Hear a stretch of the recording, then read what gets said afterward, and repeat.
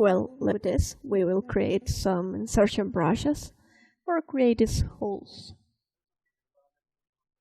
Those brushes will be more customized. We will change the subtool first.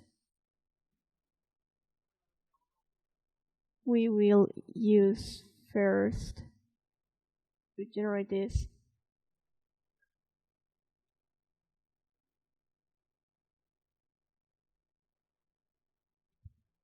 We will convert this first on Polymesh 3D, and we will add a couple of subdivisions.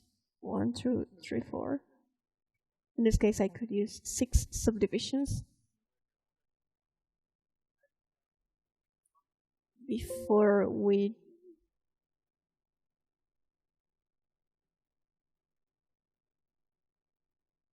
once we've got a mesh with the subdivisions, we will select a mask, or in this case, our alpha. We will go to the stroke option, drag and rect, square, and by using the alpha, we will load an image. For example, this one.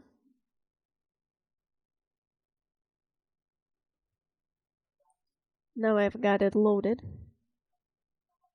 And basically we will create a mask. Here we've got a curious situation because we can't create a rectangle or a square very perfect, because the mask have a little deformation. For that, we could use an option for edit the way that we create the alpha. Here on stroke, activate this panel. We've got 2 options. That is square and the other that is center. Those options, I move it here.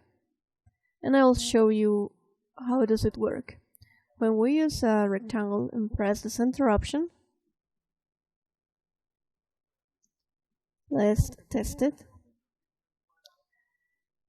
The point where I start to create this square, it's from a corner. The initial point is a corner, but if I press center, the initial point where I will create my mask, it will be just in the middle. Here we got some kind of cross. That means that it is the center of my mask, and I've got a complete control on that mask. But if I want a complete square, a perfect square, without damage the alpha, I'll go to the square option.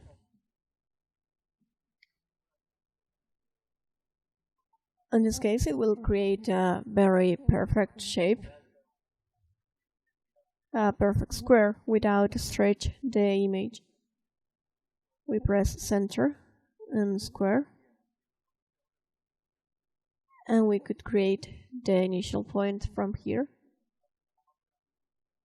And the mask behavior is very different. Those options on stroke are very important and will help us to create this shape for the brush. We will leave it here. We'll press Ctrl W for convert it on a different polygroup. We will press Ctrl Shift on this piece for hide it and hide the other. Now we could disable these 2 options and enable the alpha. This is for mask this piece. We will pull out the others, and if we go to the geometry panel, we will find an option that is edge loop. This option will be very useful for us move closer to it. And if I watch this further, the mask, well, the piece that we create, it is some kind of curve. But when we visualize it closer, we've got some edges on it. It looks like a stair. So we need to fix that. This funnel that we have here will help us to create a smooth curve over that stair sensation on the mask.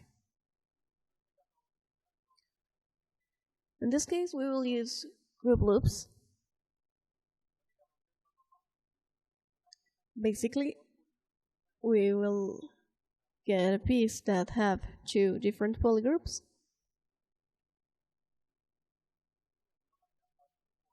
And somehow the program will create a cut on the connection of the both polygroups. So all this line will be a cut.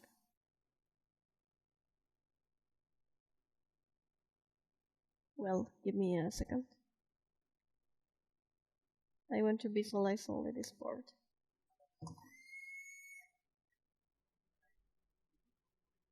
It will divide the both polygroups. This piece create another polygroup between the both that we already have.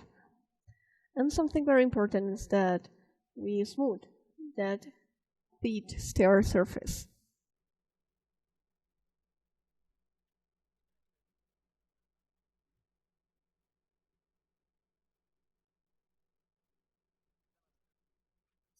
This tool is very useful. One of that uses is this. Try to smooth that edges that we don't want.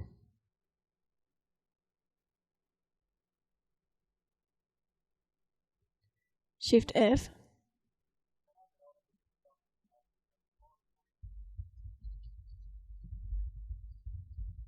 We will hide the polygroups except the mask that we create with the shape that we want.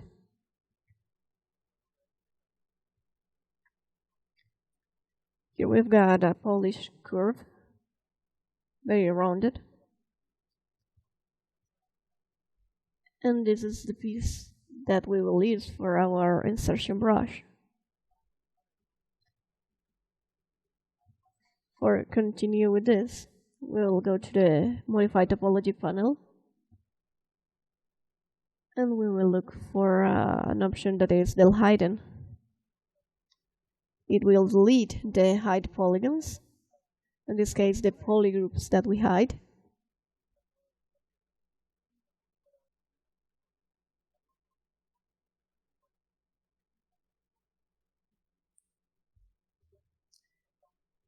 Here, because we got a flat surface, it helps us a lot. Modify topology. Continue with this, with the edge loop panel. What we are going to do is use this panel loop. This option work some different. We will use it to add a thickness to this piece. What we need here is make it add a thickness or generate our holes. The first option is here, thickness.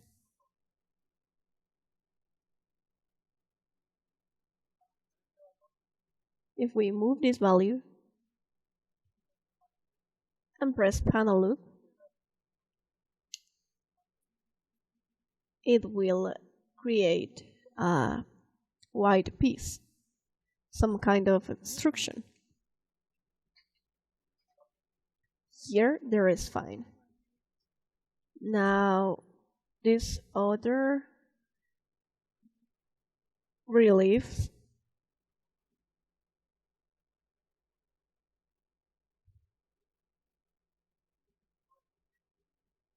so If the polygons are connected, this option will not work. Here, down here, we could find a palette that is bevel. We will move it to 0. Panel loop. Now it's different.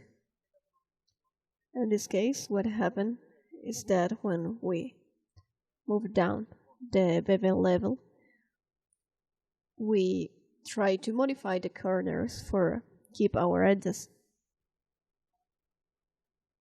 In this case, we've got a piece like this. Very flat. If we use bevel,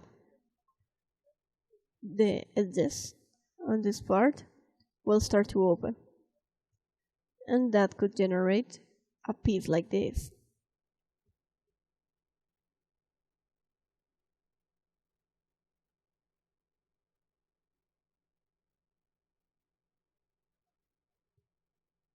Here, now these polygons start to curve or smooth. It depends on the way that we work on this piece. We could have a result like this, maybe a curve. So for this case, we need an edge, a sharp edge. We will just create a hole. Ctrl C. And we will move the thickness value and panel loop. There it is. Now we've got our new piece that we will use for creating holes on the gun. Remember the past class? We will go to brush, create insertion mesh,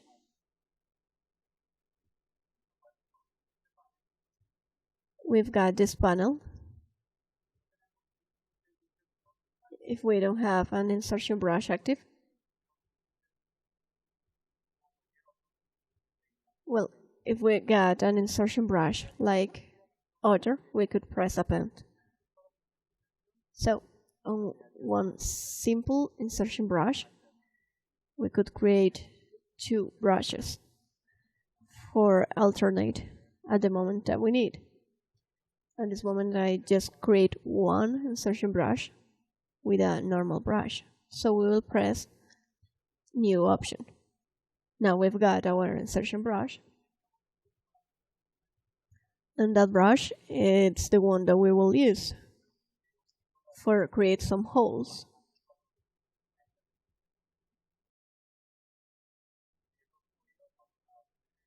On the next video, we will do the same. I'll teach you a little more about the insertion brushes. Hope you like this video and see you then on the next one.